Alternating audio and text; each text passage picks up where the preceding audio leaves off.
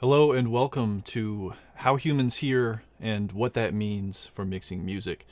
We're going to give people just a few minutes to join, so in the comments below, whether you're watching on YouTube, Facebook, Instagram, leave a comment letting me know where you're tuning in from and also what you want to do with audio. What are your goals in audio? I'm interested to talk to you today about one of my favorite topics, which is the psychoacoustic principles that can help us mix better music. We've got Mark Jeffries here from Oklahoma. Been mixing live off and on for about 40 years. Awesome.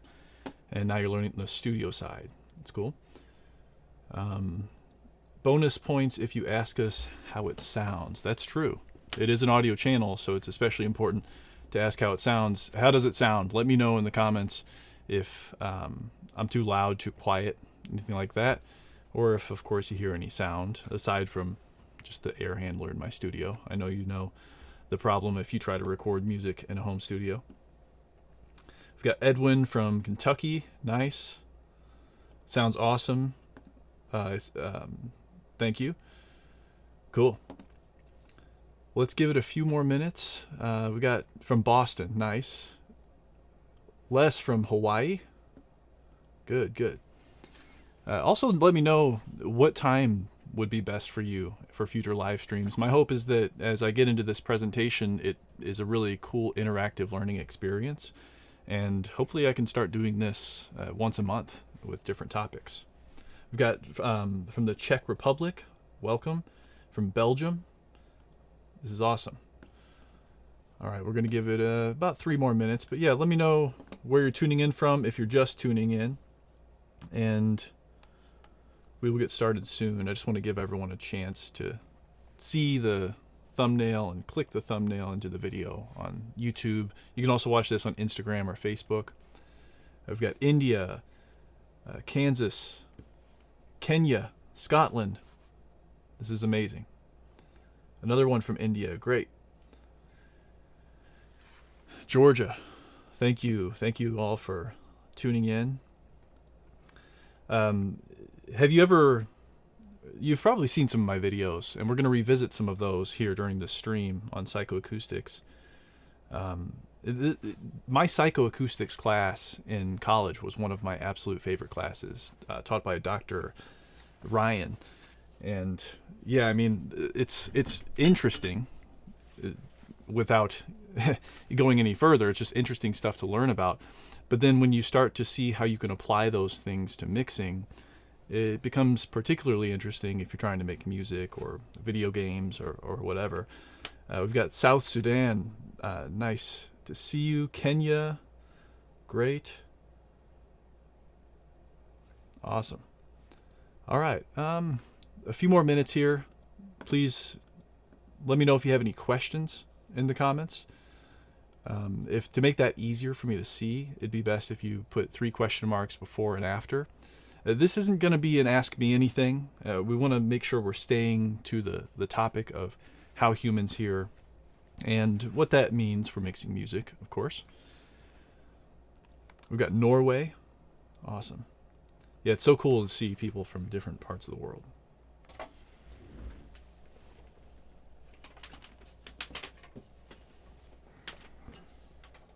Got to rearrange my cables here.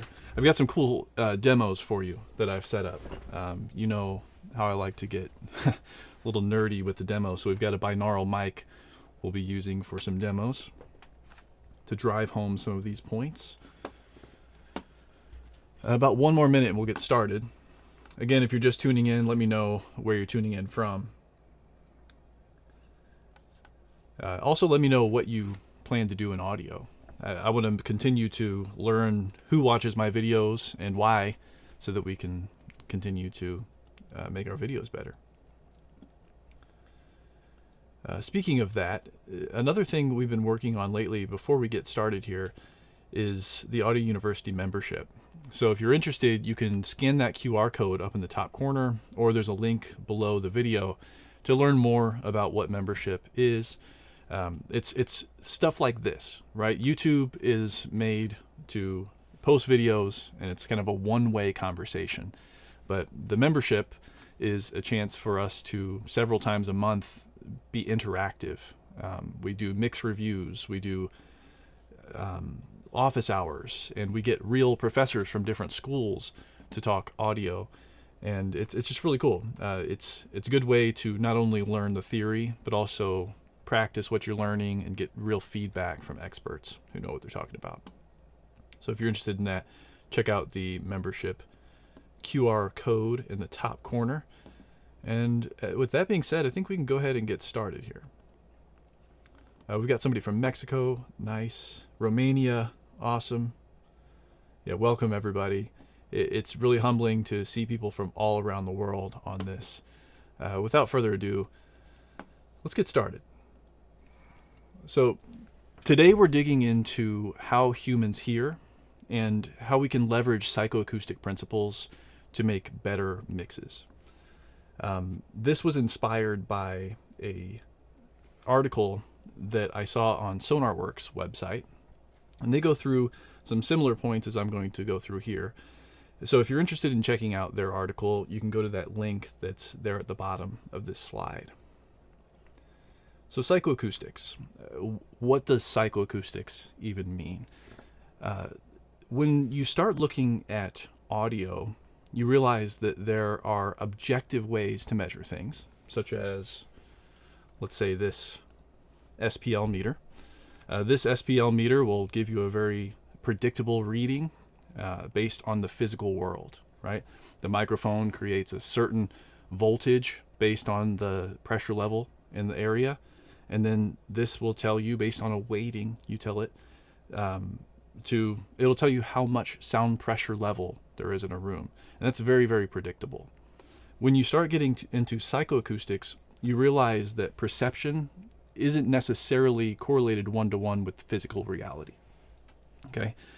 What's really important as we get started in this conversation is that psychoacoustics and the tips I'm going to show you today are based on not only our anatomy, but our psychology as well. Okay? The human auditory system includes a few different stages. Okay, and we have this binaural microphone here to sort of demonstrate that, and I'll be plugging this in and giving you some demos in a moment. But you'll notice first the outer ear, and that's really what a binaural microphone is designed to emulate, is the outer ear portion of a human hearing system. It's got the pinna on the outside, as you can see in this diagram. There is also an ear canal. I interviewed the creator of one of the researchers on the Neumann KU100 microphone. That's their binaural mic. And he was saying that in their research, they found that the ear canal is mostly only important for binaural recordings down to about 2 centimeters into the ear canal. So the pinna, that outer part of the earlobe and all of the other part of the ear that you see from outside the head, that's the most important part. And we're going to talk about how it's important in a moment. Once you get through the ear canal, you reach the eardrum, and then we enter the middle ear. And this is sort of a set of 3 bones that amplify the mechanical energy. So we have acoustical energy coming in, it gets funneled into the ear canal, and then hits the eardrum and creates mechanical energy, which is amplified by these 3 bones. And then those 3 bones create vibrations within the inner ear, which contains the cochlea. And the cochlea is a snail-shaped apparatus that has nerve cells within it. And when those nerve cells are moved, it creates chemical reactions. And that creates a synapse, or I don't really know the neurological term, but it creates neurological activity within the brain. And that's really important for this discussion, because it's not just the physical parts of the ear that we're going to talk about today, but it's also the way our brain perceives things differently depending on the stimuli it's receiving from those. Okay. The first thing I want to talk about is localization. So right here, I've got a binaural microphone. And we'll notice a few things about this. It's got 2 ears, first off. And so a typical human auditory system will have two ears placed on the side of the head. And that gives us access to a few localization cues. Okay? The first one, as I show here on the slide, is an interaural level difference, or an ILD. And what that means is that a sound that comes from right in front of us is going to reach each ear, and it's going to be the same level in each ear. But if you heard a sound that comes off from one side, it's going to be louder in the closest ear compared to the further ear. And to demonstrate this, let's actually switch from my shotgun microphone setup here to a actual monitoring for you of this binaural microphone. So now you're hearing me through the binaural mic, and let me know in the comments if this is loud enough. I want to make sure that everyone's hearing this okay before I go any further.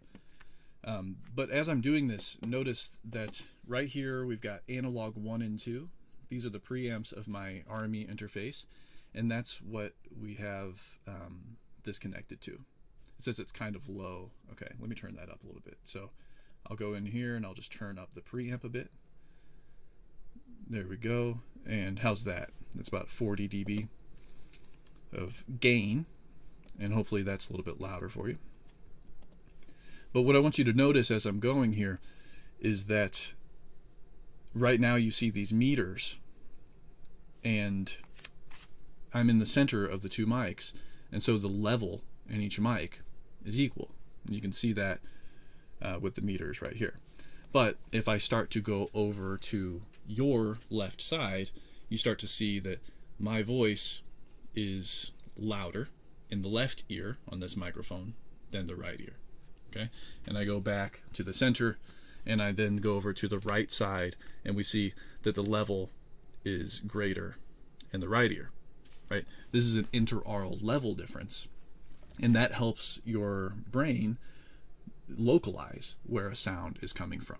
The sound in this case being me. I'm going to turn this down just a little bit so I don't blow out your ears for this next demo. 10 dB is probably a little excessive. Let's turn it down to about 3 dB. I'm going to take this shaker here, and I'm just going to go around you.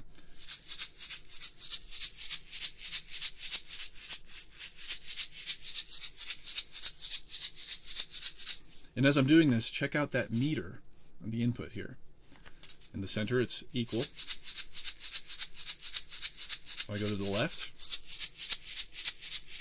a little louder on the left side.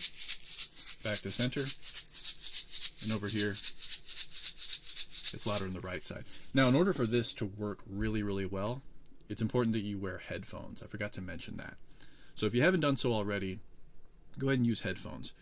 Interaural level differences can be experienced pretty easily on speakers. So if you were using even a smartphone with stereo or stereo speakers, you probably heard the demo pretty well. And you can employ that with a basic pan knob. So let me switch back to the shotgun mic. So right now I've got this loopback mix for you using my interface. These two outputs, stereo output is feeding you. And right now I've got this sent to it. And if I use the pan knob and I pan it over to the left, so my shotgun mic is now going to your left ear, and you'll notice that the level is much greater on the left side. I can do it a little bit, and this way it's still coming out of the right ear, but it's just louder in the left side. If I go back to center, that'll be even in both the left and right speaker on your end. And then if I go over to the right side with the pan knob, we see that it's louder in the right speaker.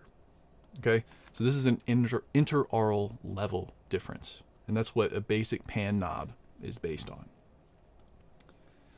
Now, it's not just the interaural level difference that allows us to localize sounds. It's also these other two. Let's move into the interaural time difference. This one's a little bit harder for me to demonstrate, but I want to bring up the concept to make sure that this is connecting for you in terms of audio production. So right here, we've got these two microphones, and their capsules are cardioid, right? So this one picks up directionally in this direction, and this one picks up mostly from the front in this direction. And right now they're stacked on top of one another.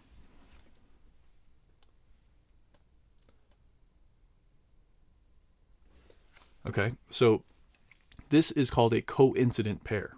A coincident pair. They are placed in the same point in space, which means that if I put this up like this to record a guitar, for example, it's going to be equal loudness in each if it's coming from the front, because those cardioid patterns overlap perfectly. If something's over here on the left side, it will be louder in the left microphone than in the right. And if it's over here on the right side, it will be louder in the right microphone than in the left. A coincident pair takes advantage of interaural level differences, or ILDs. Now there's also near coincident pairs. And this would be more like this sort of setup. Okay, this is an approximation of an ORTF pattern. Okay, it'd be actually a little bit wider. But you can learn more about this on the Audio University website. I've got whole articles written about stereo mic techniques and videos to accompany them. But a near coincident pair will, now this is going to be, let's say, from my perspective, the right microphone, and this will be the left microphone. And a coincident pair, a near coincident pair, takes advantage not only of interaural level differences, because of course if it's over here, it's going to be more on axis than it is over here, okay? But it also is going to take advantage of interaural time differences. So if the sound is in the center, it's going to reach both microphones at the same time. If the sound source is over to one side, it's going to reach one microphone slightly before reaching the other microphone. And it's extremely, extremely subtle, right? That's less than a foot. I think it's about, 6 inches or something like that. And the time is so minuscule to the point where I couldn't look at the meters and demonstrate it like I did the interaural level differences.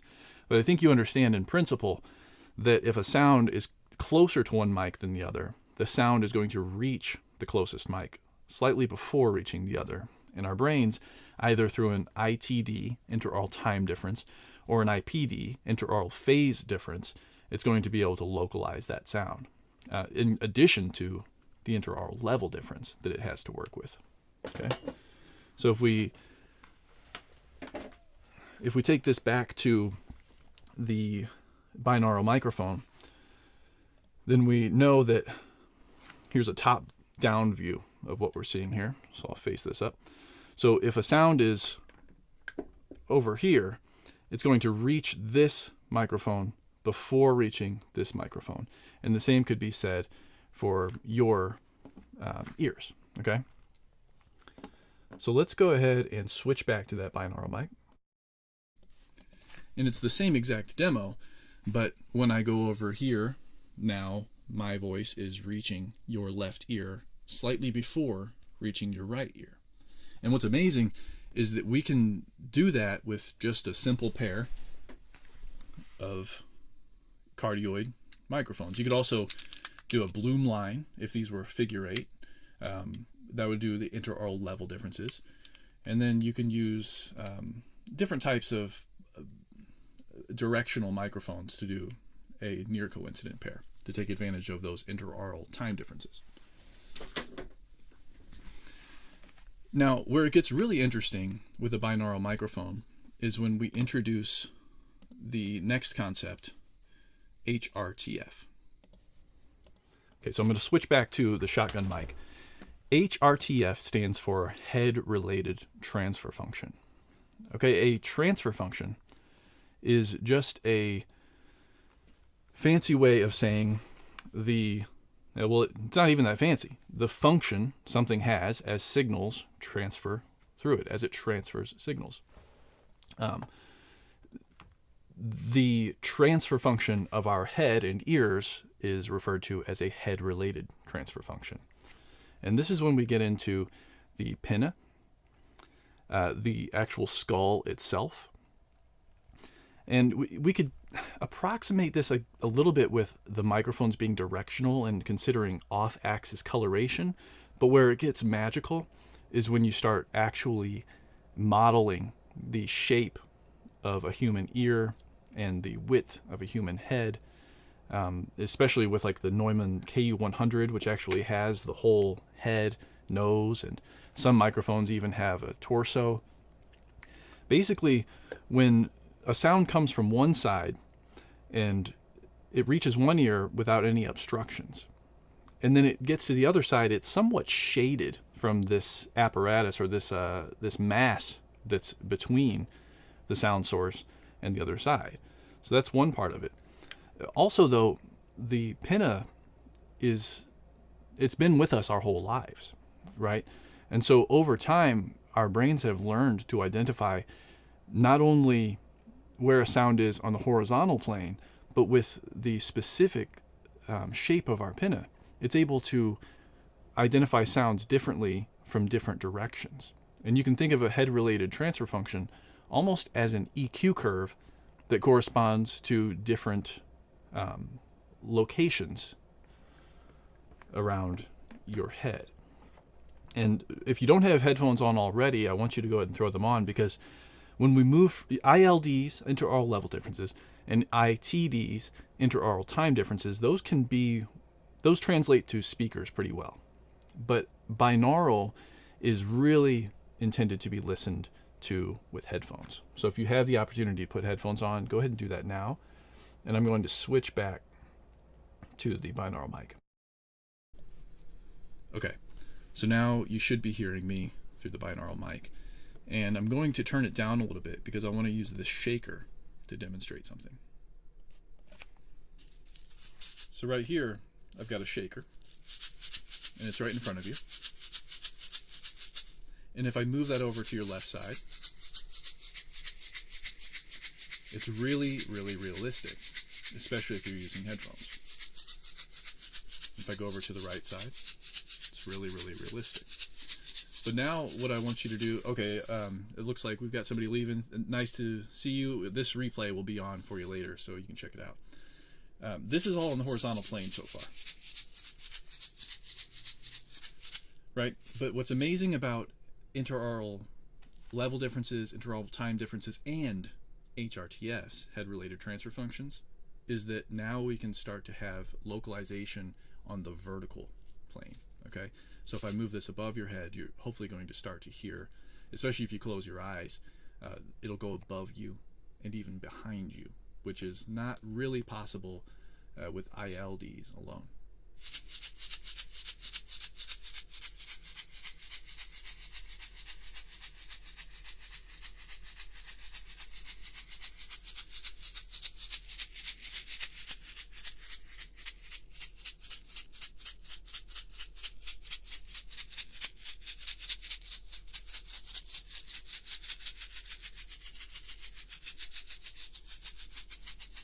So hopefully you're starting to hear that, especially if you're using headphones. Let me know in the comments if that's coming across. Another way to demonstrate this would be with something like a triangle.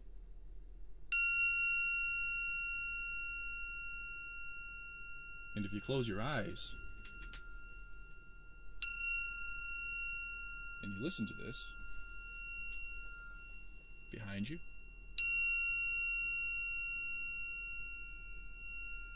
I mean, it's really quite incredible that 360-degree audio can be sent over YouTube in a live stream with just 2 channels. Now, again, it depends on what you're listening to, what you're playing this back on. If you're playing this back with speakers, it will probably still sound like it's in front of you. If you're playing it back on headphones, it should sound a lot more immersive. However, let me switch back to my shotgun mic. However, there are some limitations with this. So for me, I remember sitting down and learning about binaural audio for the first time in my Audio 2000 class. My teacher, Professor Hufker, he showed us a recording called Virtual Barbershop. And if you've never seen Virtual Barbershop, check it out. Make a note to check that video out. I think it's on YouTube for free. But you close your eyes, and this recording, Virtual Barbershop, has been made with a microphone similar to this, a binaural recording.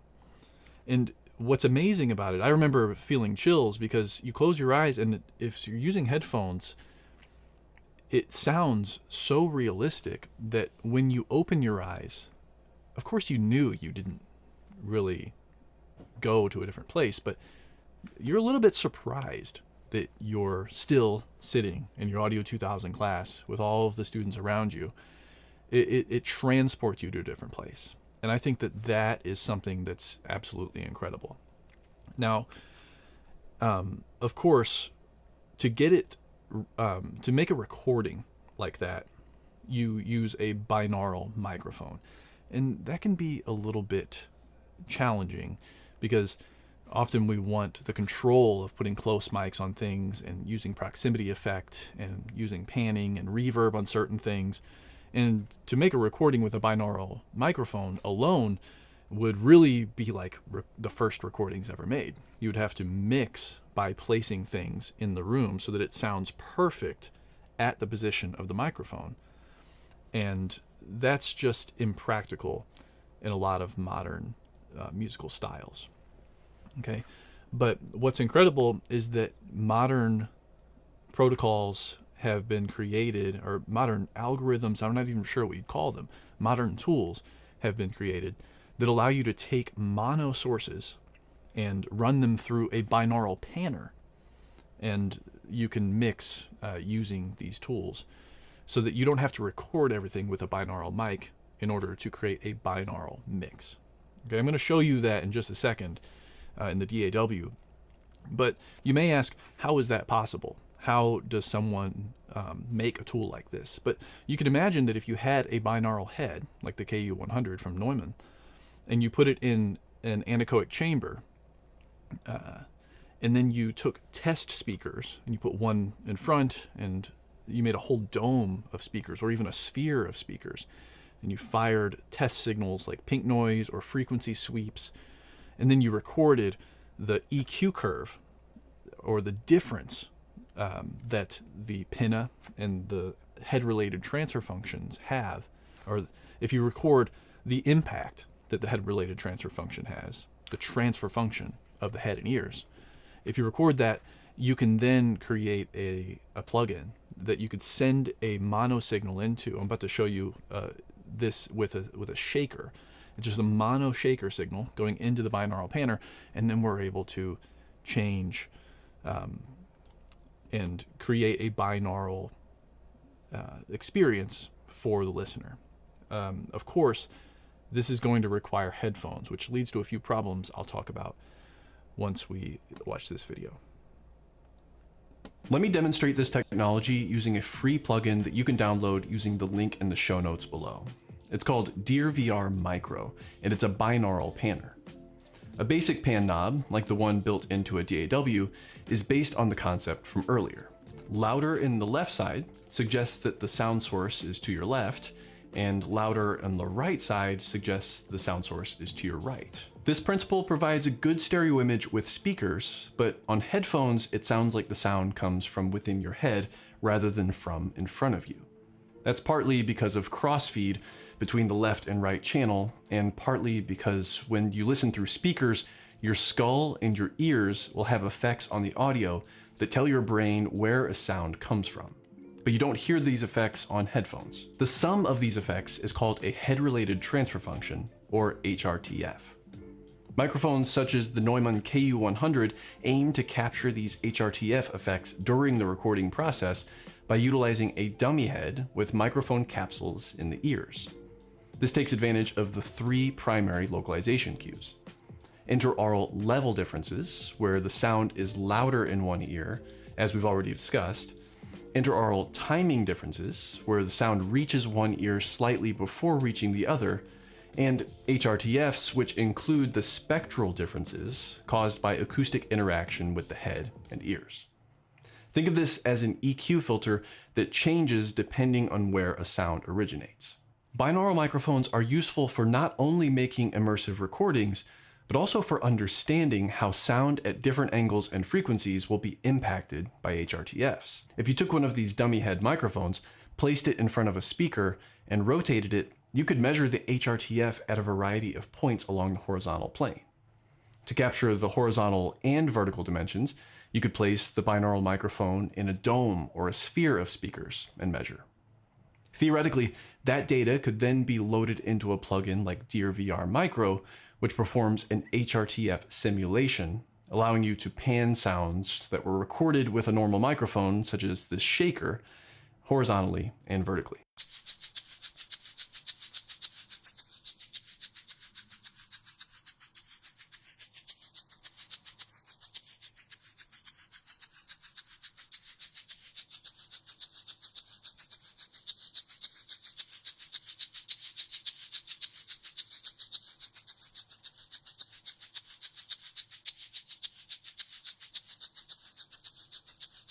We can simulate the shaker in front, side to side, above, or behind us using this plugin, which has a built-in HRTF model. Simulated reflections can also be important for immersiveness because they give our brain additional information about the size and shape of the space we're listening in. But that's a topic for another video. Let's open up a different plugin called DearVR Pro 2. This plugin will help us to visualize the controls that are used in the world of immersive audio production. You can control the azimuth,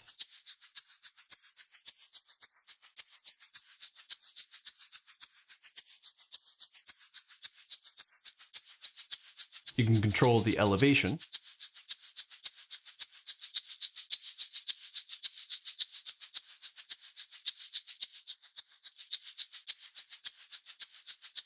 and you can even control the distance.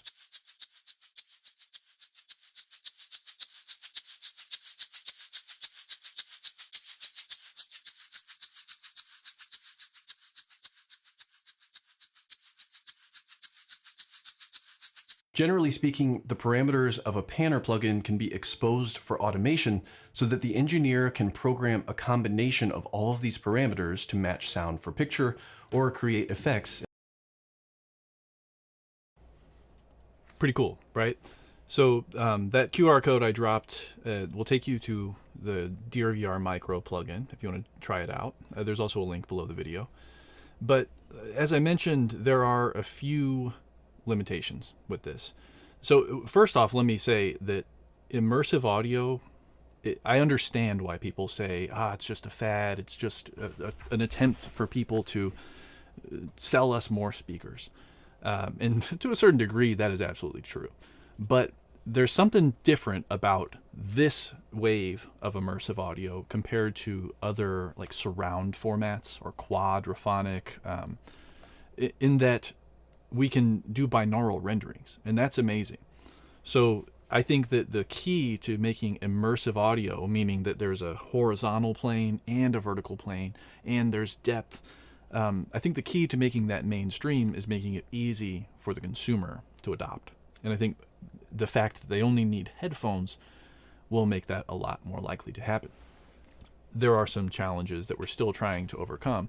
First off, as I mentioned before, a binaural mix played through speakers is not ideal. It's probably going to sound more phasey than anything because it's assuming that the driver is very close to your ears and it's applying the HRTF. Whereas with your speakers, your HRTF is still very active, right? A binaural mix also, it works for some people and it doesn't work for some people. For me, it works, and that's why Virtual Barbershop was so impactful for me. But for you, you may be watching this and saying, I don't really get what all the hype is about. This doesn't sound like it's behind me at all. And the reason is kind of because we all have differently shaped ears. So if I show you this ear here, this is made to replicate or to model the generic ear shape. But of course, we're all different sizes and shapes, right? So this ear shape may be radically different from yours.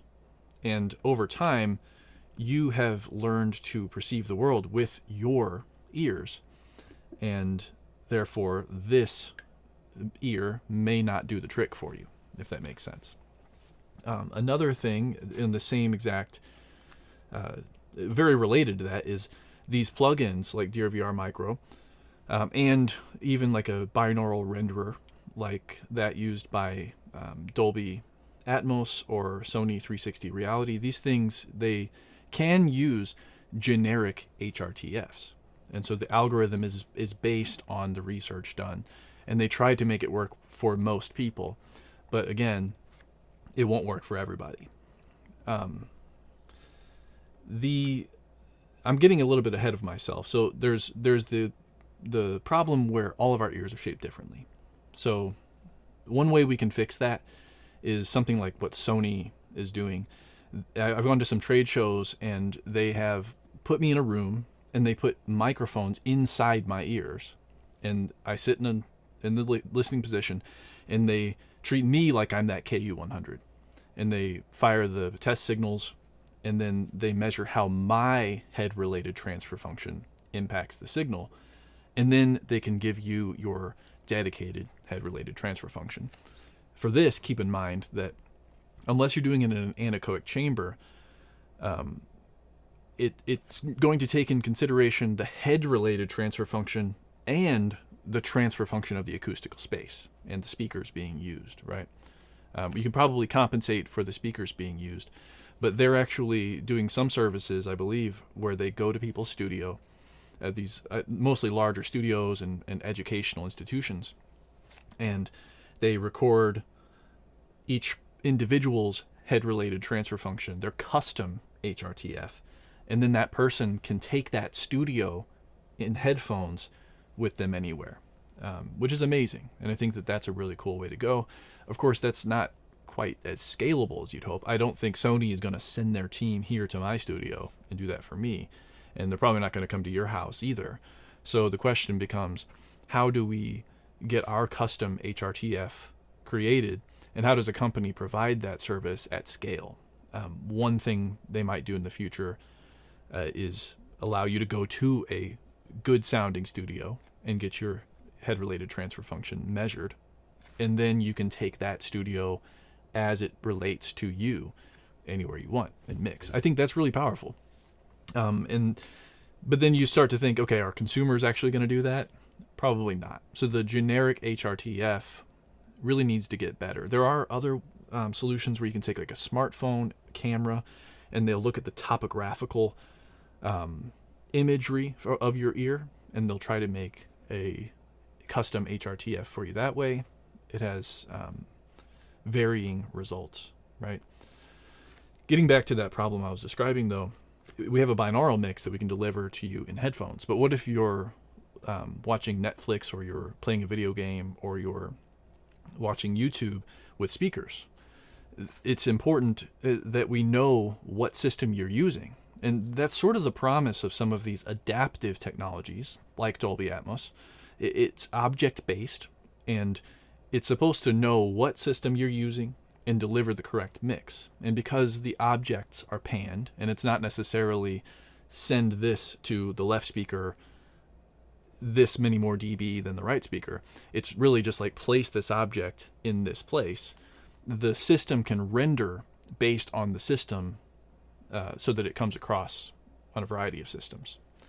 The issue is that it's sort of difficult for like even Apple Music to know, unless you're using Apple products like the AirPods or something like that. It's difficult for it to know what playback system you're using. You can of course go in and tell it, and we can do that as audio enthusiasts, but is a consumer really going to do that? And therefore, will immersive audio become mainstream? I'm not sure. These are things that we need to overcome. So I want to take a moment here to ask if anyone has any questions about localization, this first psychoacoustic principle. Of course, if you are an Audio University member, I want to get to your questions first. So rather than leaving the question here in the YouTube or Facebook or Instagram comments, go ahead and put it in the chat within the membership platform, and I will get to your questions first. I don't see any there currently, So let's go ahead and jump through some questions.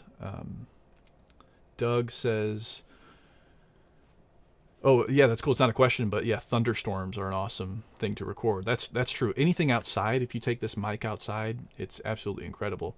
And I mean, I'd encourage you to download the DRVR Micro or some other binaural panner and put headphones on and try to make a landscape or a soundscape with those tools. Remember that you can automate those different panning things. So you could have a bird fly over your head and to your right, or whatever you want, using automation of the binaural panner. If you have questions, just make sure you put question marks before and after so I can see them pop up. Earpods or different. I think that the frequency response is also important. This is another limitation that we need to overcome.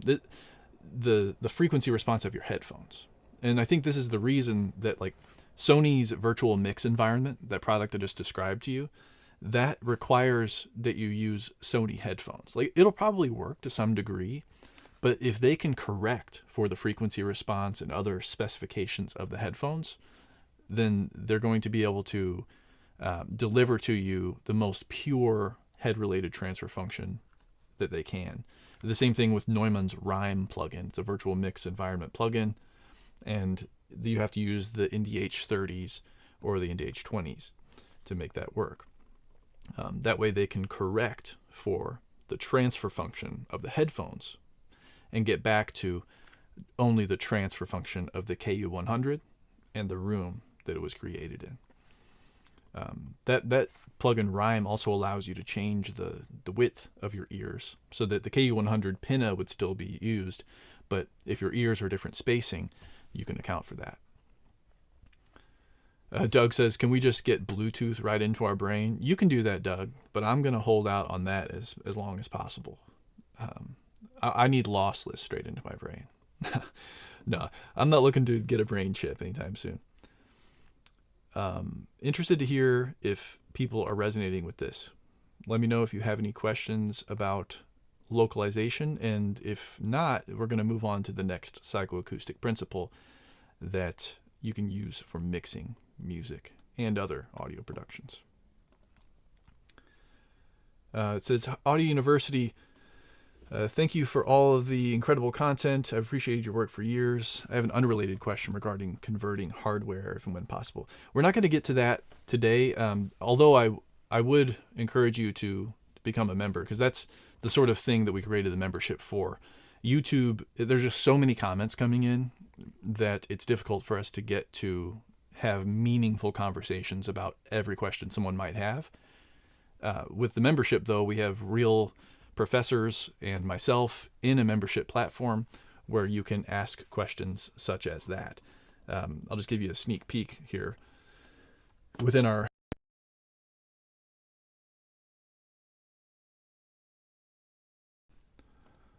let me share my screen.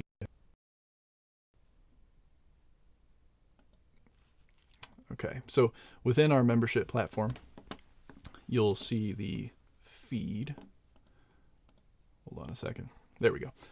So here's the feed, and this includes a post by Mac, one of our longtime members. He's talking about how he recorded this this acoustic guitar, and that was posted today. Hopefully we're going to see some comments from different members and different professors that we have in the membership. We have an Ask a Professor section where members can ask questions and get responses from Professor Gabe Herman here, who has been a professor for over 20 years teaching audio production. He'll also provide some video responses to questions as well. This one's about understanding metering and things like that. We have mix reviews where every month we do at least 1 or 2 mix reviews where students can post a mix, and then we go through and listen to them live, and we actually get them up on camera. If we have any members in the comments, actually, let us know. Let the other people know how awesome it is. I know that all the feedback we've received has been positive. So Yeah, I would love to see anybody join so that you can ask those sorts of questions when they come up for you, even though I'm not able to get to them on YouTube. We do have a question here. It says, which binaural microphone do you have? This is the 3DO FS XLR. They have a few different versions. This one, I think, is about, I want to say between $600 and $700. I mentioned the KU100 from Neumann.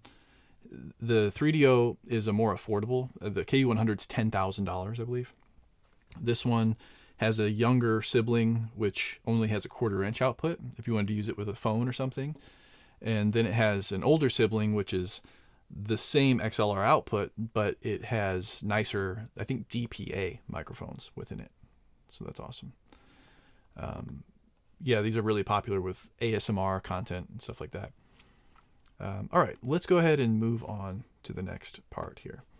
So in addition to localization, we also have masking. This is a psychoacoustic principle that I find really, really beneficial. And I'm about to show you a video that will give you some more details about what it is, but masking, it may in part have something to do with the physical space. You know, like you can definitely have phase interference when two sounds interact, but masking is actually a psychoacoustic phenomenon. And we know that sounds occupying the same frequency space, such as, let's say, a kick drum and a bass guitar or an electric bass, they can interact. And not only can they interact with one another because they occupy the same space, but if you've got a bass that is in the low end, it may even mask guitar at frequencies above, right? Because as you'll see in this clip, masking tends to spread upward. That's not only true for instruments affecting and masking other instruments, but a guitar that sounds a little bit muddy, if you clear out some of that mud, you realize that there were high frequencies there that were being masked by the lower frequencies. It's a common problem in bass heavy mixes because, again, like I mentioned,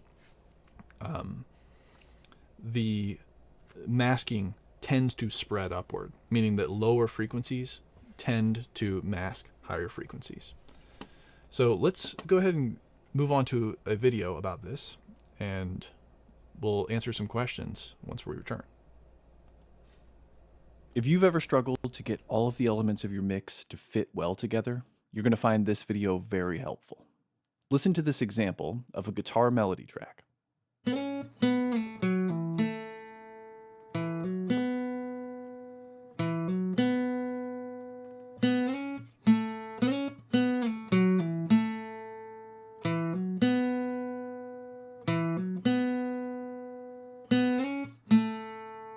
Now, listen to what happens when I unmute the rhythm guitar track.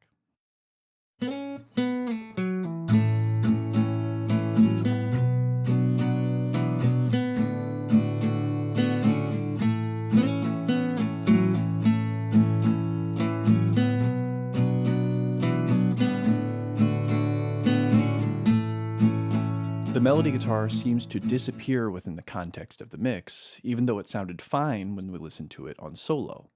This is at least partly due to a concept called masking. By the way, throughout this video, I'll be using graphs and audio clips from a presentation by Professor Dr. Bernhard Seiber. If you want a more in-depth explanation of this topic, check out those links in the description below to watch his full lecture series on YouTube. As you heard in the previous example, the sound of one instrument can mask the sound of another instrument. And because the sound of even a single instrument is made up of many frequencies, it's possible that those frequencies can mask one another. In essence, the instrument masking itself. The principles that I'm about to share with you will help you understand why and when this happens, and you can use that information to make better decisions with EQ, compression, and other effects while mixing. First, I want to show you this graph that describes the threshold of hearing across the frequency spectrum. It's important that we understand what this graph is trying to tell us. On the x-axis, we see the range of human hearing in hertz. It ranges from 20 hertz to 20 kilohertz. The y-axis shows sound pressure level from 0 dB to 140 dB SPL. The line that is plotted on this graph represents the threshold of hearing, or the quietest sound pressure level that can be heard at each frequency. It's measured by playing a tone for a listener at various levels and asking the listener to press a button when they can just detect that tone.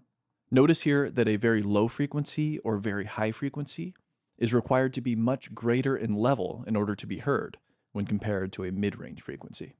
In addition to measuring the threshold of hearing in a quiet environment, we can also measure the threshold of hearing for a tone in the presence of noise. A simple experiment might be to play a tone and white noise simultaneously, instructing the listener to report when they hear the tone. By varying the intensity of the tone in relation to the noise, we'll find out the point where the listener can no longer hear the tone within the noise, and the level where the tone is just detectable by the listener. The results of this experiment will look like this, a graph that's similar to the threshold of hearing graph from before. This time, the graph shows the minimum audible level for each frequency with white noise as a masker. White noise is a type of noise where the energy is evenly distributed throughout the frequency spectrum with equal energy density per frequency. This line represents the results when the level of the white noise is minus 10 dB, and these additional lines indicate that each time we increase the level of the noise by 10 dB, the tone is required to be increased by 10 dB as well in order to remain audible. You can see that this holds true for tones at all frequencies across the spectrum. Here's an audio demonstration of the experiment so you can hear it for yourself.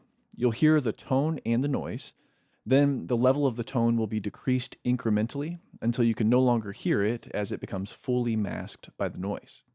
Then the noise will be muted, and you'll hear that the tone is still present, even though you couldn't hear it within the context of the noise.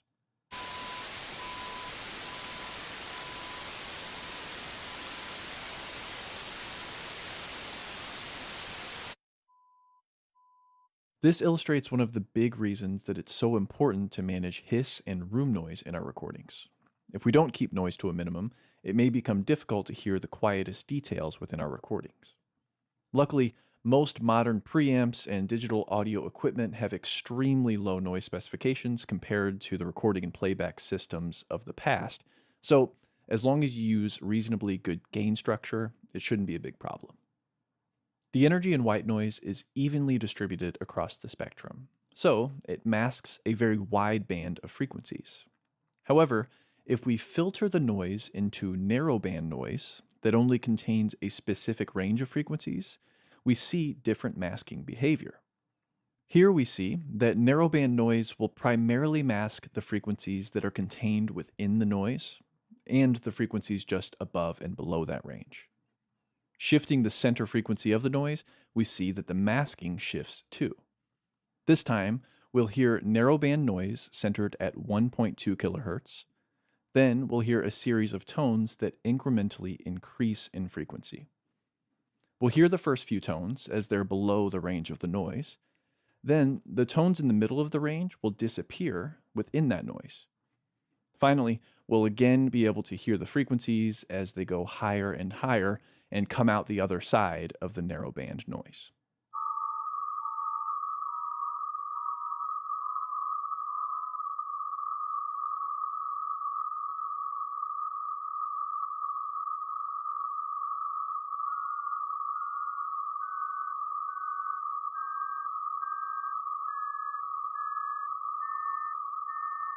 This helps explain why you might sometimes have difficulty getting a kick drum and bass signal to work together. If both the kick and bass occupy the same range of frequencies, they'll mask one another. The next time this happens to you, try using an EQ to shape each signal so that the two signals don't compete for the same frequency band.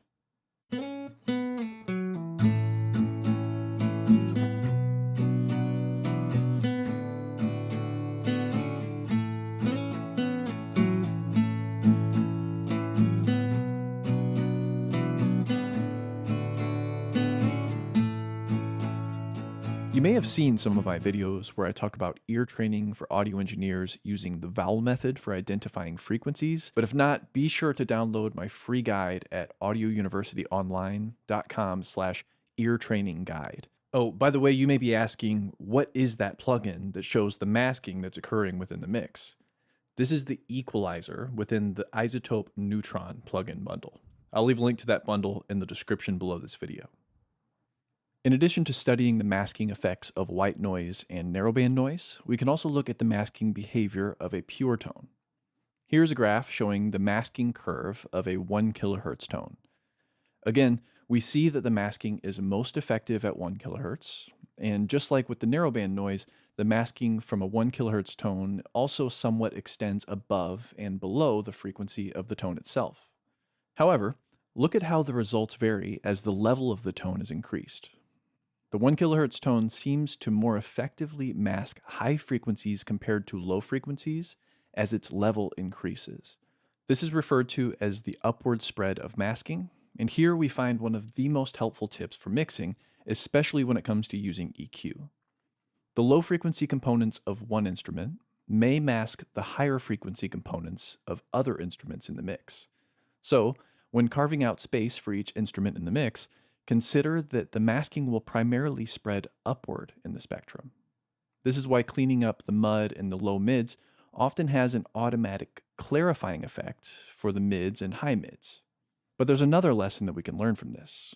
Remember earlier when I mentioned that the instrument can mask itself? Well, this is what I was referring to. Sometimes an instrument may sound dull, as if it's lacking energy in the high frequencies. And while we may be tempted to address this problem by boosting the high frequencies with an EQ, this masking principle suggests that there might be another solution. Perhaps the signal already has enough high frequency energy, but the lower frequencies are masking those higher frequencies. Instead of boosting the highs, maybe we can cut the lower frequencies, reducing the masking that's occurring.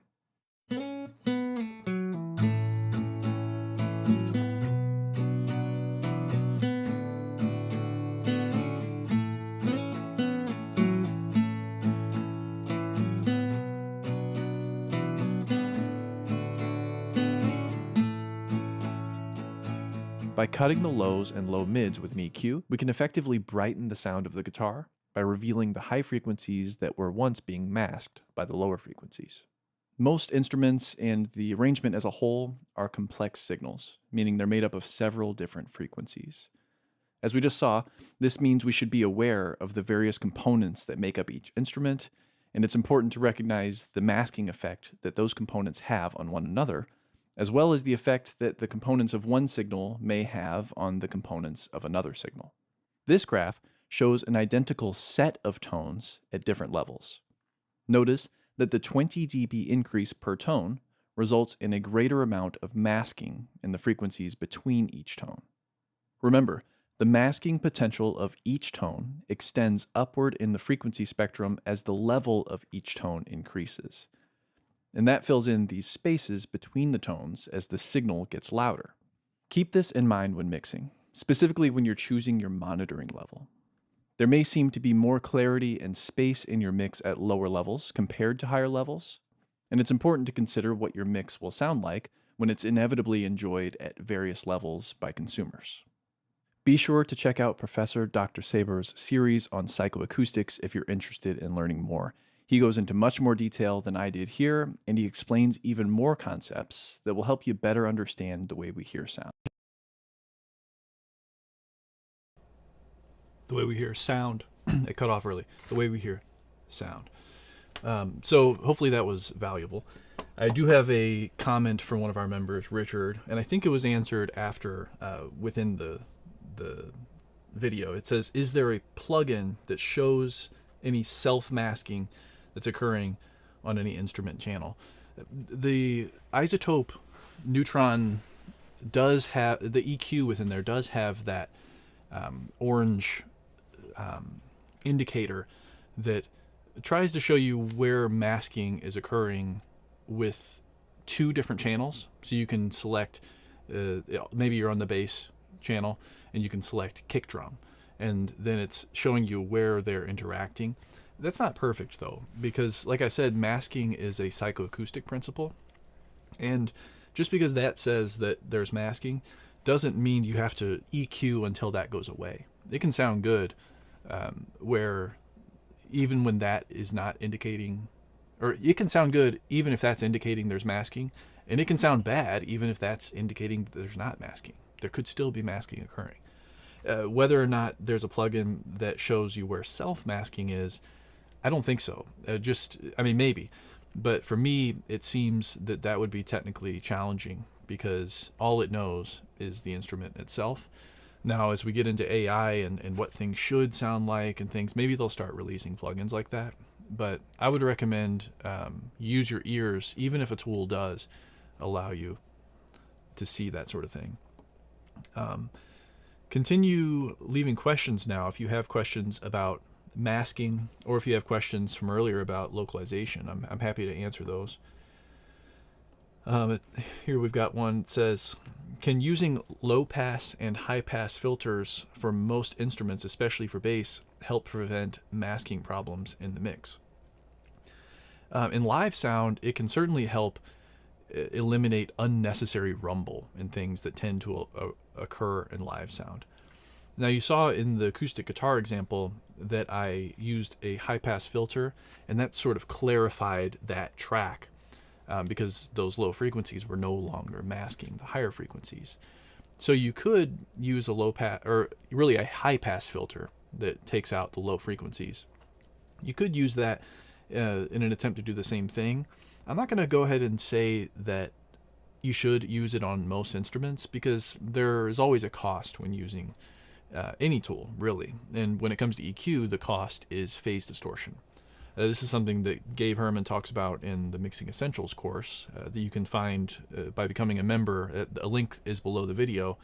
But in there, he talks about how high-pass filters, even bell cuts and boosts, they create phase distortions.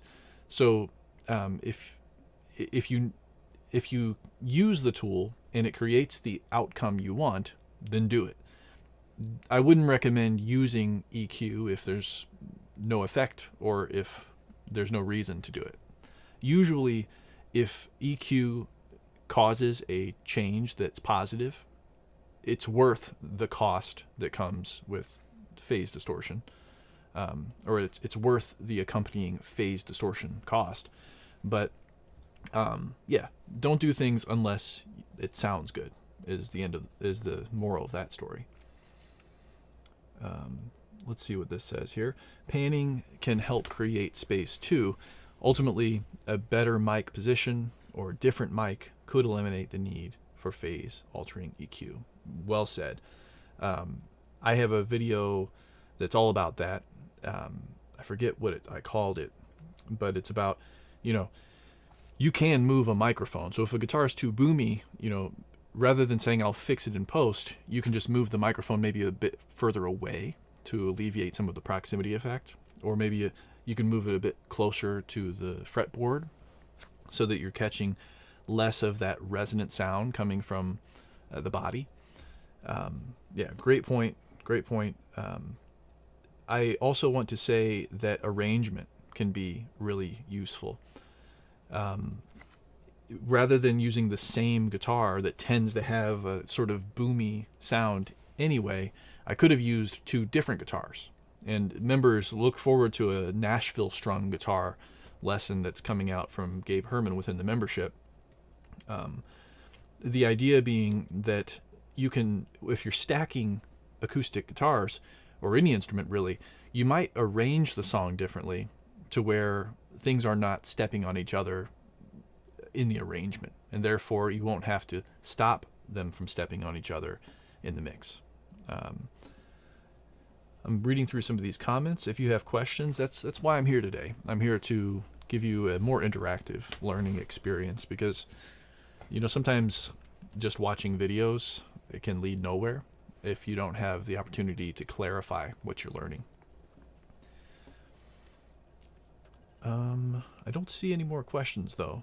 So I think we'll go on to the next principle, unless somebody has something. Going once, going twice. All right, let's move on to the next part. I do want to mention, though, the ear training guide that I just threw out there in that video. Here's a link to download that.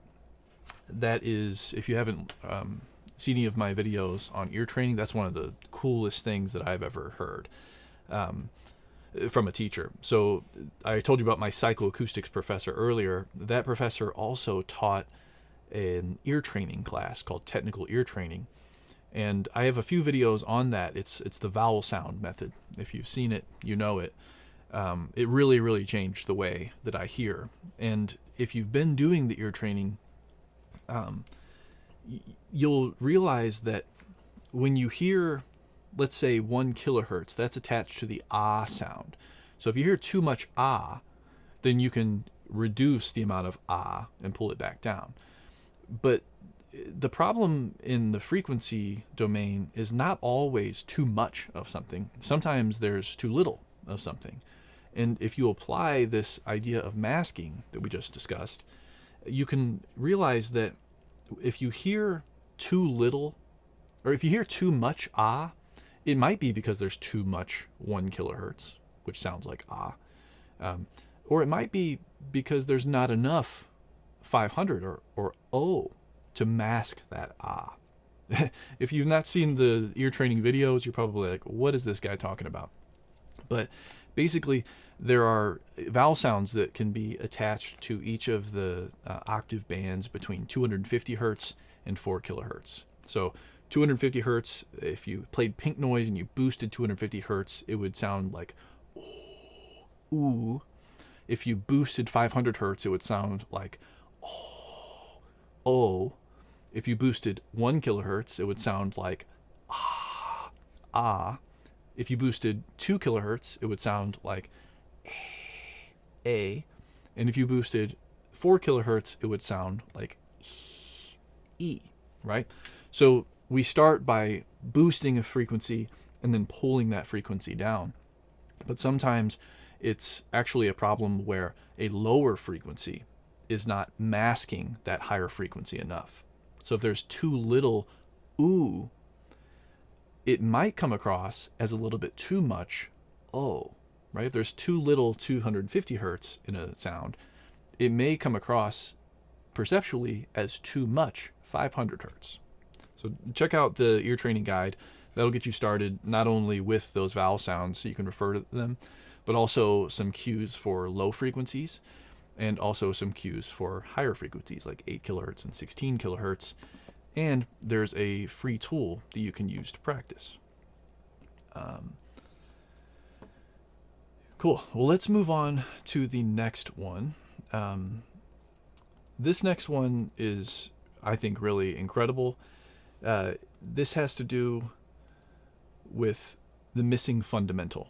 Now, you may have seen my recent video on this, and I find this to be one of the most intriguing things. It came from a book that I read recently called This Is Your Brain on Music. And the idea is that if you look at this chart here, you see an oboe, a clarinet, a flute, and a trumpet. And they're all playing the same note.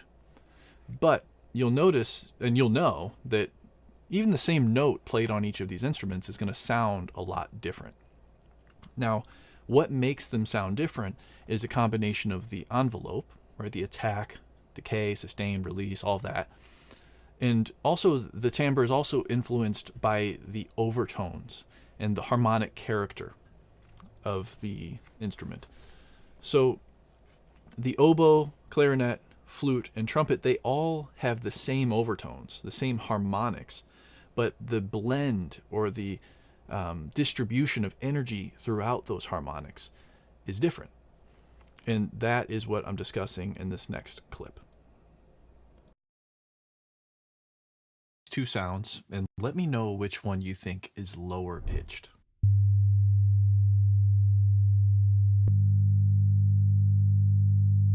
If you're like me and most people, you'll agree that the second sound appears to be lower pitched. However, that's actually an illusion. The first sound was a simple 100 hertz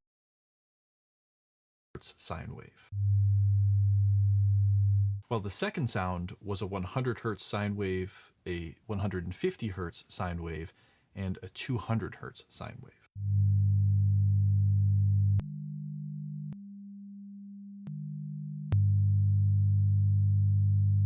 We often think of pitch and frequency as the same thing. Higher frequency, higher pitch, lower frequency, lower pitch. And this is mostly true, but there are some strange things that happen when we take into account our perception of sound and the psychological tricks we sometimes play on ourselves. This demo was inspired by a book I've been reading lately called This Is Your Brain on Music, written by Dr. Daniel J. Levitin. Dr. Levitin is a record producer turned neuroscientist and researcher, and I've really enjoyed his book so far. It's all about why we hear things the way we do as humans, and many of the things I've learned in this book have proven to be helpful for mixing and recording music. I've been listening to the audiobook narrated by the author himself, and I'll leave a link for you in the description to get the audiobook for free when you sign up for a new account with Audible. If you prefer the paperback version, you can also find that linked below for less than $10 on Amazon. Using those links supports Audio University at no additional cost to you. One of the things discussed in the book is the idea of overtones, or harmonics. The basic principle is that objects in the world vibrate at several different frequencies simultaneously, and those frequencies are mathematically related. For example, if I play the note A on a guitar at 440 hertz, you won't only hear 440 hertz, but also integer multiples of that frequency, 880 hertz, 1320 hertz, 1760 hertz, and so on. To better understand this pattern, let's simplify the numbers a bit. So rather than a first harmonic or fundamental frequency of 440 hertz, we can use 100 hertz. The first harmonic is the fundamental frequency itself, 100 hertz. That will be followed by the second harmonic, 200 hertz, the third harmonic, 300 hertz, the fourth harmonic, 400 hertz, the fifth harmonic, 500 hertz, and so on. Notice that you simply add the fundamental frequency to itself again and again to calculate these overtones. This alone is a helpful concept to understand because the unique harmonic character of an instrument is one of the key factors that differentiates the same note being played on different instruments. We see and hear the same pattern of overtones from each instrument, but the relative blend of those frequencies defines the unique timbre of the instrument. The same concept is also relevant for identifying different types of distortion and saturation. If you want some help understanding the frequency range of various instruments, download the free instrument frequency guide below. It will help you identify which frequencies correspond to undesirable qualities for each instrument, like muddiness or harshness, as well as potentially desirable qualities, like fullness and bite. It's a great tool for improving your ear for mixing, and you can get access to the guide for free at audiouniversityonline.com/instrument frequency guide, or by using the link below this video. In Dr. Levitin's book, he doesn't just explain what overtones are, but actually dives into something that I found particularly intriguing, which inspired me to make this video for you. In the book, he says,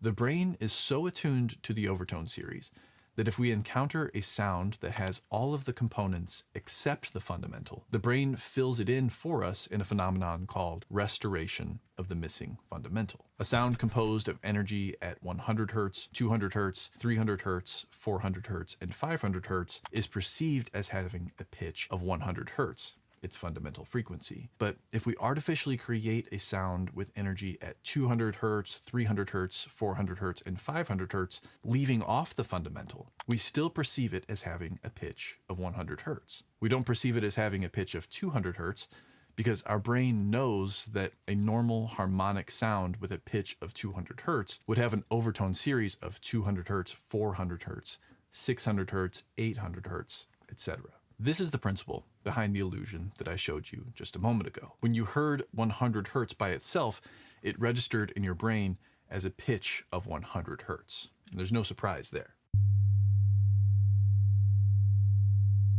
The same would be true if we added in the overtones that our brain would expect from a 100 hertz tone, 200 hertz and 300 hertz. But when you heard the combination of 100 hertz, 150 hertz, and 200 hertz, your brain identified this pattern as the overtone series that follows 50 hertz. So even though the 50 hertz fundamental wasn't actually played, your brain perceived it because it recognized the pattern and filled in the blank.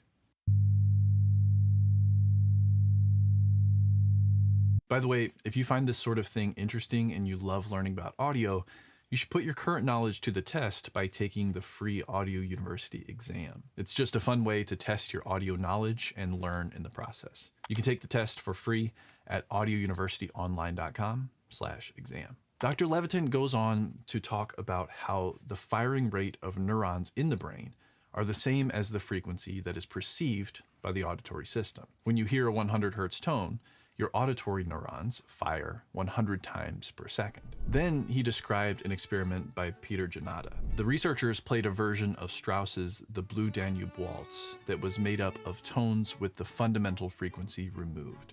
Then they played that piece of music for a barn owl, and this is where it gets really crazy. The researchers had connected electrodes to the owl's inferior colliculus, part of its auditory system, and they fed those signals to an amplifier and speaker. When the music played, the owl heard it, and the electrodes connected to its brain put out small electrical signals. Those electrical signals, when amplified, played the melody of the Blue Danube Waltz through the speaker. I don't know about you, but I found this to be mind-blowing. And if you also like this sort of thing, check out this book that I've linked below, as this is just from the first chapter. But what does all of this actually tell us about mixing? Well, for one, I think it helps to demonstrate that our brains don't actually need to hear a frequency in the mix if other context is provided through overtones within the mix. This is something I originally learned from Paul Willie Green Womack, an educator, producer, and mixing engineer, during a presentation he gave at the AES convention a few years ago. We mix music on full range speakers, which can reproduce a wide range of frequencies. But what happens when that song you've mixed on studio monitors is played back through smartphone speakers? The speakers in a smartphone are tiny and can't produce low frequency sounds, so if you have a low frequency kick or bass element in the mix, there's a chance that a smartphone listener won't hear it at all. But Paul Womack showed me a trick to counteract this problem, and it plays on the same principle we've been discussing in this video. Paul says that even though we know the fundamental frequency of, let's say, 50 hertz won't play through a tiny smartphone speaker, we can use saturation to create some harmonic distortion to excite overtones. And there's a chance that the smartphone listener can still perceive the low frequency elements through the phenomenon we've discussed in this video, restoration of the missing fundamental. Let me show you a basic demo that illustrates this. This track has a 100 hertz tone generator on it, which will represent a low frequency element in the mix. And we can imagine that when played through studio monitors, we can hear it and see it on the RTA graph. But when the listener's smartphone speakers effectively place a high pass filter on the sound, the low frequency sound disappears, and it gets a lot quieter on this RTA graph. As an extreme example to illustrate the concept, we could apply some saturation to the mix with this in mind. Of course, we don't want to ruin the mix with excessive saturation, we just want to use it as a tool to excite some higher frequency harmonics. When I turn up the amount knob on the saturation plugin, we see overtones arise. This will play through studio monitors along with the low frequency sound itself, but when we add the smartphone high pass filter, it allows the people listening on a smartphone to hear these overtones, even though the fundamental has been lost. And because of this, the smartphone listener's brain now has context that can help them fill in the blank in the form of an overtone series that's harmonically related to the lost fundamental. To make this more practical, imagine we have an 808 sound in a mix that's too low to be heard on a smartphone speaker.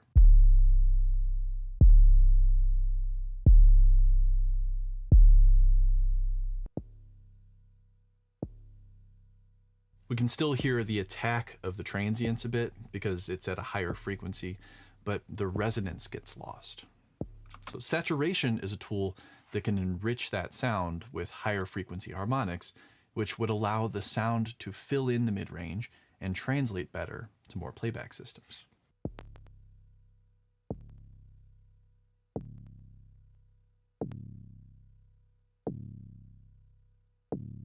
So even though the smartphone listener only hears those higher harmonics, their brains still tell them that the fundamental frequency of the 808 instrument is the original frequency that can't be heard on their speakers, but can still be perceived thanks to the saturation. the saturation we've added, right? If you didn't catch that. So this is a really cool concept, and like I mentioned, Paul Womack taught that to me for the first time, and I think it's fits right into this concept. We don't necessarily need to think just about what our meters are telling us, because our brain can do weird tricks on us, and sometimes those tricks are obstacles, but if we understand them, the tricks our minds play on us can actually be beneficial, and we can leverage them to make better mixes. Within that video, I mentioned the Audio University exam. I'll put a link to that right up here. This is something that I'm pretty excited about. You know, it's just a fun, semi-competitive way to test your knowledge and learn in the process. Now, if you've taken the Audio University exam before, the first version of it didn't really tell you what you got right or wrong, and that was a big shortcoming, I believe. But we've updated the Audio University exam, so now as you go through the test, it will tell you if you got it correct, and if you didn't get it correct, it'll help you understand why. So I encourage you to either use the link in the description below the video, or use the QR code and put your audio knowledge to the test. It's questions that range from all different sides of audio production. And yeah, I want to open the door now for questions. So if anybody has questions about localization, masking, or the missing fundamental trick, please leave them in the comments below. To recap, these are psychoacoustic principles that we can use to make better mixes. And psychoacoustics includes things that maybe don't align perfectly with reality. You've got the outer ear, the middle ear, the inner ear, and the brain, and that combination of things can help us perceive the world. But sometimes if you try to make objective measurements, they won't necessarily align one-to-one with what we actually perceive. So anybody have questions? Let's open the floor for questions, and yeah, I'm excited. Hopefully this format was cool, and if it was, let me know that in the comments, and I'll be back. I really enjoy spending time interactively with people. The geek in me really enjoys putting the demos together and trying to show them to you live. That's big thanks to my RME interface. This video is not sponsored, but they are a partner of the channel, and I really enjoy using RME for that reason. It allows me to set up these cool sub mixes so that I can do these demos for you live, and I want to do more of that if you've enjoyed this. We see yes, very, very good, nice. It's really cool, awesome. Yeah, it looks like this was a popular format, so I think what I'll do is next month about this time I will do a presentation on another topic. So let me know in the comments if you have ideas for that. And again, we're answering questions here. Is there an ear training to help me recognize the missing fundamental? My brain didn't fill it in like it should have. You know, if your brain didn't fill it in, I've seen that in some of the comments on that video, and at first it didn't really work for me either. I think actually if you are used to hearing frequencies and hearing music, and you're really trained in that, there's a chance that that actually makes it more difficult for your brain to be fooled, I think. Because the first time I heard it when I was setting up that demonstration, I didn't really, I just heard, of course, the other one's higher because there's these overtones. But then I played it on a smartphone, and that actually helped me really hear it. So if you're listening to it on a great pair of speakers, maybe try listening to it on a smartphone, and maybe that'll help you experience the illusion. So please explain the masking again to me. Yeah, so masking can occur when instruments occupy the same frequency space. So let's say that the kick drum and the bass are both containing a lot of energy at like 100 hertz. Okay. Well, if the kick drum, it has its fundamental at 100 hertz and the bass is also making a lot of energy there, it could cause you psychoacoustically not to really perceive the kick drum. Some ways you can address that is you could cut some of the 100 hertz out of the bass so that the kick drum has space where it resonates best. Or maybe you use the missing fundamental trick in addition to that, and you use some saturation on the kick drum so that it's not just 100 hertz, but it's also 200 hertz and 300 hertz and 400 hertz, so that that higher harmonically related content can give context to where the kick drum is. It's all of these things can be put together. In addition to the masking that can occur with two instruments occupying the same space, I had also discussed that instruments can mask each other if a lower instrument, it's possible that a lower frequency instrument can mask a higher frequency instrument. And that's due to the upward spread of masking, where lower frequencies tend to mask higher frequencies. So that can occur between instruments, and it can also occur within an instrument. If you have a muddy guitar, for example, if you move the microphone or if you cut some of the mud out with EQ, that could allow some of those higher frequencies within that one track to shine through, because maybe before those lower frequencies were masking the higher frequencies. So masking is something to really keep in mind when working not only with mixes that contain different instruments, but also just a recording. Here's a question from one of our members, Andrew. Have you ever heard of auditory scene analysis?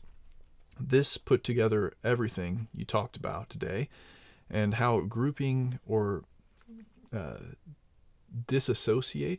to group or dissociate vowels that I asked about in the Audio University live stream. I've not heard that auditory scene analysis, I think, except for when you brought it up in the past, Andrew. I'll have to look more into that. I'm struggling to understand what you mean exactly. So if you want to give us more context, or just those watching, maybe search auditory scene analysis. That might be something to look into. And it sounds like it's very similar to what we've discussed here. Yeah, the vowel ear training guide surprisingly helped me a lot. Should check it out. So if you have not downloaded that yet, here's a QR code. There's also a link in the description. It's a free download. It's just a way for me to give you a free guide, and you put your email address in. I'll email it to you, and then we can stay in contact over time. Each week we round up new videos, old helpful videos, and put it in a newsletter. Those often contain giveaways as well from some of our partners, where you could just sign up and you might win some free gear or free software. So thanks for mentioning that. I think, the ear training, like I had mentioned before, is really, really powerful. Looking at these other questions here, if there are any, I'll stick around for a few more minutes. So if anyone has questions, please leave question marks before and after so that I can see them more easily. And let's stick to this topic, because I want this video to continue to be useful for people who watch it on the replay. We're talking all about psychoacoustic principles like localization and masking and restoration of the missing fundamental. And if you're just joining, go back to the beginning, because I had some really cool demos where I set up a binaural microphone, and I played some clips from previous videos to really tie all of these concepts together. If you have questions, please let me know. Here's one. Oh, I already answered that one. If you're interested in asking questions about unrelated topics, I mean, as long as they're about audio, I encourage you to check out the Audio University membership. Adam said earlier, he's been one of our founding members, said Adam here, I can vouch for the quality of the membership, and he's one of our most active members. The QR code right there will help you learn more about the membership. It's all about taking YouTube a step further. So it's not just one-way content being thrown at you and really keeping you from doing what you need to do, which is practicing, right? We post courses like the Mixing Essentials course, and then you can apply what you learn to a mix and post that mix to be reviewed by the course instructor. Or you can ask questions to the course instructor and myself, and we can just have a two-way conversation. And we have live events like office hours, mix reviews, and we also have an Ask a Professor section where each month the professor answers a few questions that are posed by members. So this is a really good way to get a more well-rounded experience, similar to what you would get in a real in-person university, right? Not a real university. I love when people say that, like, this isn't a real university. That's true. But I am trying to provide educational experiences to people without charging them hundreds of thousands of dollars in the process, right? So if you're interested in getting access to real Audio University professors from actual universities, then join our membership and get access to those people at a fraction of the cost. Let's see if we have any other questions here. Oh, this is a great point. Yeah, nice. Do visuals cause psychoacoustic effects to us all? Yeah, I mean, if you are watching a video and you see, let's demonstrate this real quick. So I'm going to go back to my binaural mic. So now you're hearing me on the binaural microphone. And first, realize that you're hearing me here. So if you turned your head to your left, I would be on your left. And if you turned your head to the right, I would be on your right. I said that backwards. If you turn your head to the left, I'm going to be louder in your right ear. I'm going to reach your right ear first, and your pinna, or the pinna on this, assuming you're using headphones, are going to indicate to you that I am to your right. So I'll place this in the camera's perspective, and I want you to first look at the screen, and actually first I want you to close your eyes and listen to this shaker, okay?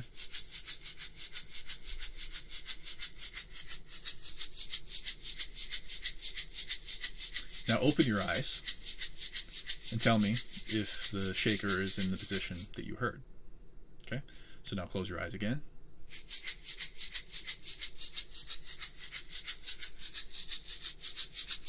And now open your eyes, and the shaker is probably in the place you heard it. Close your eyes again.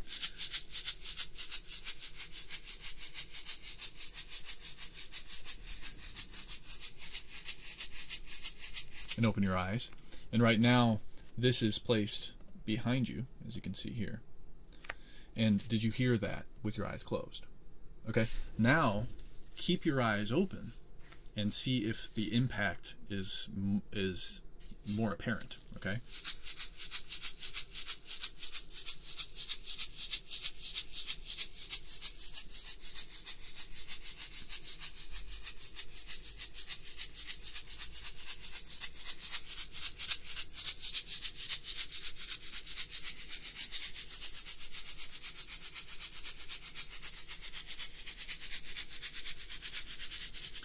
So probably what you noticed is that the impacts of the binaural recording are more potent when you have your eyes open and you see where the thing should be on the screen. So yeah, that has a huge, that plays a huge role. So let me go back to my shotgun mic. So the question was, do visuals cause a psychoacoustic effect? Yes, absolutely.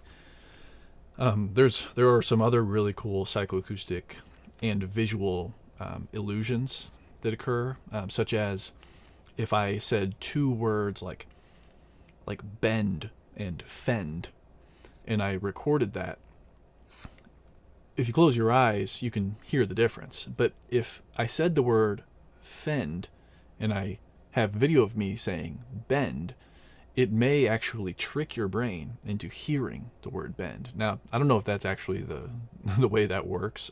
There might have been different words, but I know I've seen illusions like that in the past. So you can actually trick your brain into hearing different words by reading lips, even though you're actually hearing audio of something different.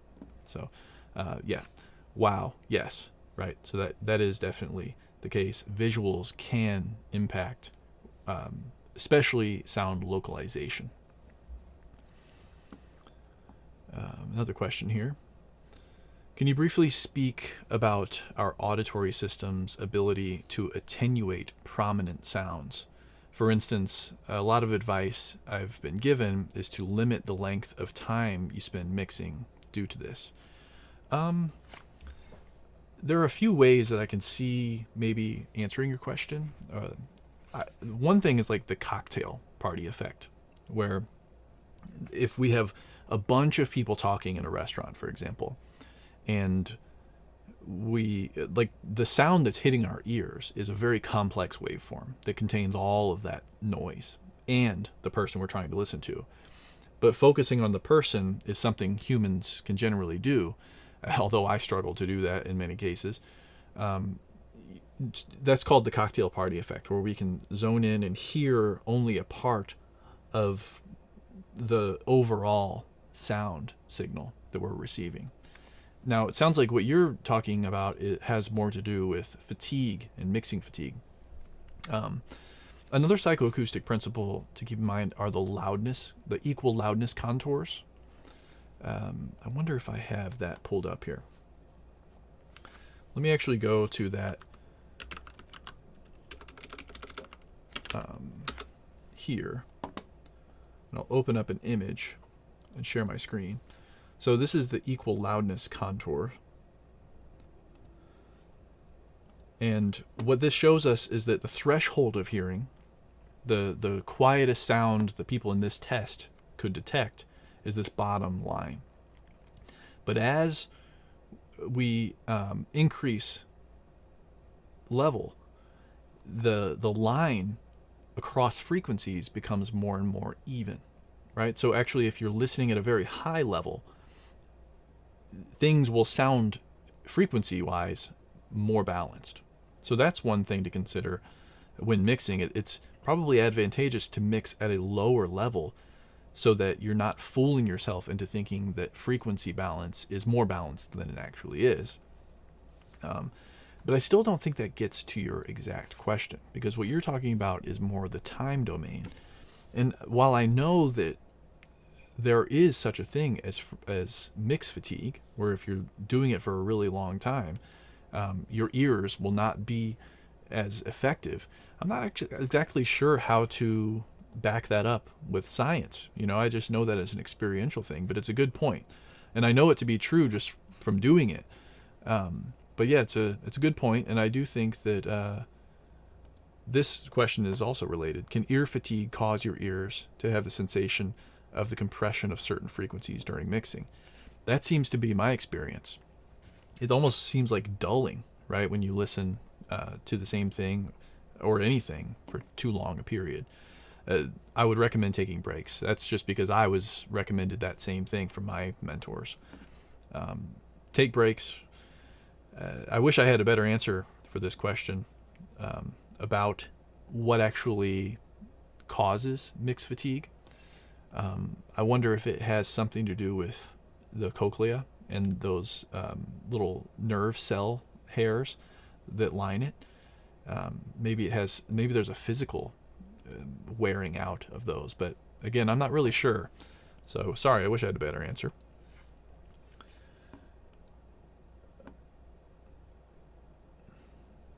Yeah, super good chat. Nice. I haven't been able to read every chat, but because I'm doing this solo. But yeah, I'm glad. And I mean, that's what our membership's all about too. There's almost 300 members, and they're all probably very similar to you. So if you're anything like me, my audio friends I could count on one hand who I know in my hometown, but in the membership, I have almost 300 people who get it and are going through the same thing. So if you want more opportunities to talk with people about that, become a member. audiouniversityonline.com/join the community, or you can use the QR code here, and there's also a link in the description below. Let's see. Any other questions about psychoacoustics? Happy to answer anything. I'll stay here for another few minutes so I can deliver on that promise to make this an interactive learning experience. Hopefully you've found this discussion to be helpful. Let's see, do we still have a lot of people here? Yeah, I mean, looks like we've still got 91 people here with us.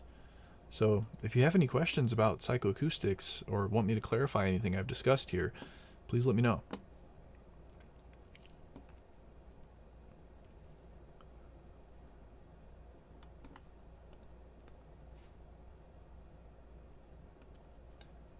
Oh yeah, tinnitus, tinnitus, whatever you say. I've got that too, unfortunately. That ringing that is caused by hearing loss. Sorry to hear that. You've got it as well, but you're right. It's a challenge, and you can. Yeah, I mean, if you love music, you keep listening to music, but the best way to avoid that is to protect your ears, which there was actually one place where I didn't protect my ears, and I can tell you that the day before that and the day after, my hearing has never been the same. So please use hearing protection. It's important that you can hear if you want to mix. Yeah, it's sort of psychoacoustic in a way. If you have lost your hearing in these high mid frequencies, you may tend to mixes that sound kind of harsh and brittle because it sounds normal to you.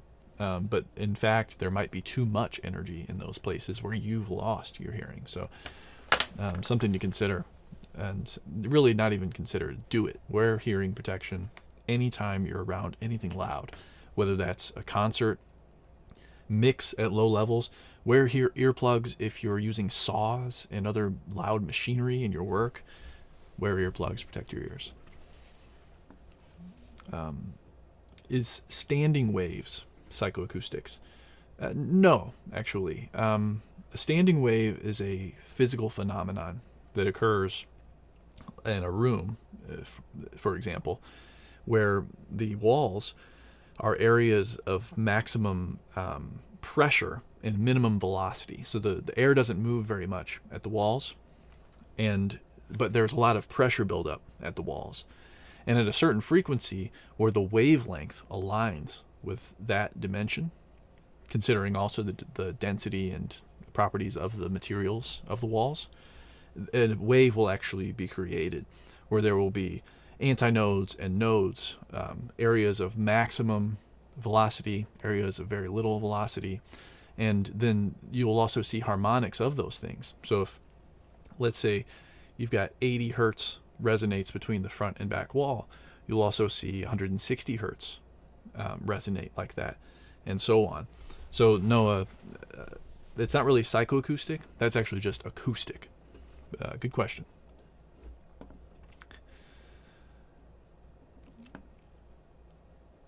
Yeah, this is a good point. Natural hearing loss is a thing. Avoiding overexposure is critical to try to maintain it, but most engineers, I imagine, have far younger hearing range than their actual age. Yeah, if you protect your ears and if you care about music, you're likely to be more serious about protecting your ears. I'd say that's true. And also, to your point, you will lose your hearing over time, even if you wear earplugs your whole life. So there's some part of it that you can't avoid and some that you can. Yeah, welcome back, Mac. Mac is one of our long-term members. Still live, he meant to say. Still live. And you have a question. Let's see. So what kind of masking might I encounter if I have a recording of a guitar using one microphone for the room and one microphone up close for the performer? When you say for the performer, I'm assuming you mean for the voice. Masking, like I mentioned, is a psychoacoustic phenomenon. You may encounter more phase interference with this setup. Let's just take away 2 mics and let's just do 1 mic. If you've got 1 mic in front of you, the guitar, first off, is large, and the sound coming from the guitar might reach that 1 microphone at different times. So there might be phase interference there, where there's a positive and a negative at a similar frequency, and they're going to cancel each other out. And then you consider you're inside a room with boundaries. So sound is going to go straight to the microphone and then reflect off of a wall and come back, and that could cause phase cancellation and phase summations that could distort the frequency balance. And then when you add another microphone in, the sound from the guitar will reach one microphone maybe slightly before or after reaching the other microphone. And same for the voice. It will reach one microphone before reaching the other microphone. And when you mix those microphones together, they could create phase interference. However, those things aren't really masking. It's phase interference. Masking is really a psychoacoustic phenomenon where the cochlea, I forget exactly how it works, but I think the cochlea, the nerve cells are arranged in order of frequency. And so there's something to do, I'm trying to recall from my psychoacoustics class, with the structure of the cochlea itself. That's where masking occurs. So your question, what kind of masking might you encounter when recording guitar? Well, if the microphone placement is in a place that picks up more low frequency than high frequency, first off, that's going to be imbalanced. But then secondly, that low frequency content might actually be masking the little high frequency you do have. So there are many ways that masking could come up there. If you're mixing those 2 microphones together and you've got a nice clear vocal, but the guitar has a lot of energy at frequencies just below where the vocal sits, that guitar could mask the vocal. I hope that makes sense. Does changing the distance between speakers change the position of the standing waves falls in the room? Yes, it does. That's a little bit outside of the focus of this video, but I do have a video on that. Search Audio University mixing in a small room, and you're going to find the answer. So yeah, moving the source impacts the resonance in the room, and moving the listening position impacts where you fall within that resonance. And that's all explained in that video. If you search on YouTube, Audio University mixing in a small room, I think you'll find it.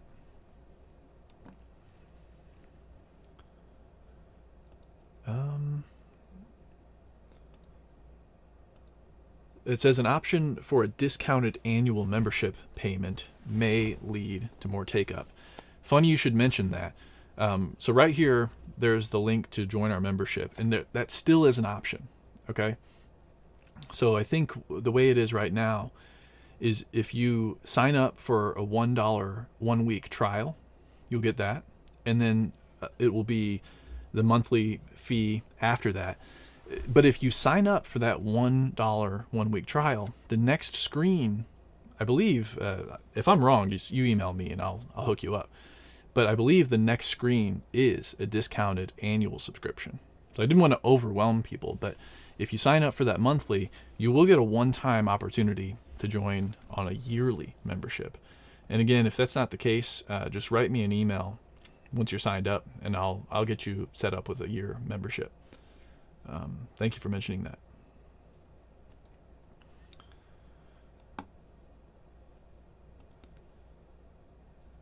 When electric guitar players stream live, we hear much phasing from their speaking mic.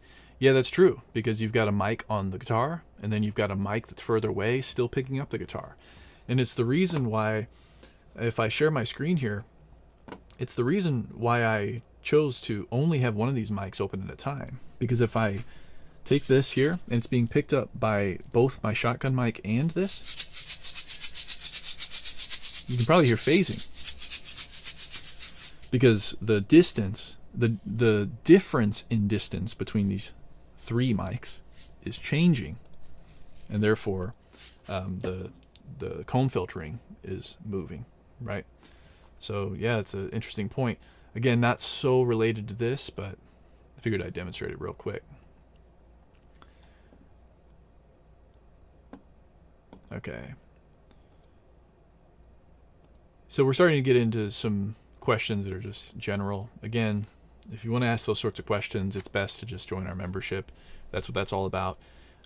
This video hopefully helps you understand psychoacoustics and how we can play upon those principles to make better, more immersive, more impactful, clearer mixes for video games, film, TV, music, spoken word, podcasts, anything like that can be benefited by understanding how humans hear sound. So again, you can find links below for all of the resources that I've mentioned in this video: the Audio University exam to put your skills to the test, the Audio University ear training guide. There's information for becoming an Audio University member. You'll find the binaural panner plugin that I mentioned earlier, Dear VR Micro. You'll find the book that I mentioned, This Is Your Brain on Music.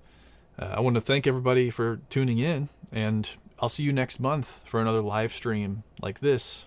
Let me know in the comments on the replay what topics you'd like to see covered, and I'll dig through those and see you again with a new live presentation with Q&A. Thank you for joining. I'll talk to you next time.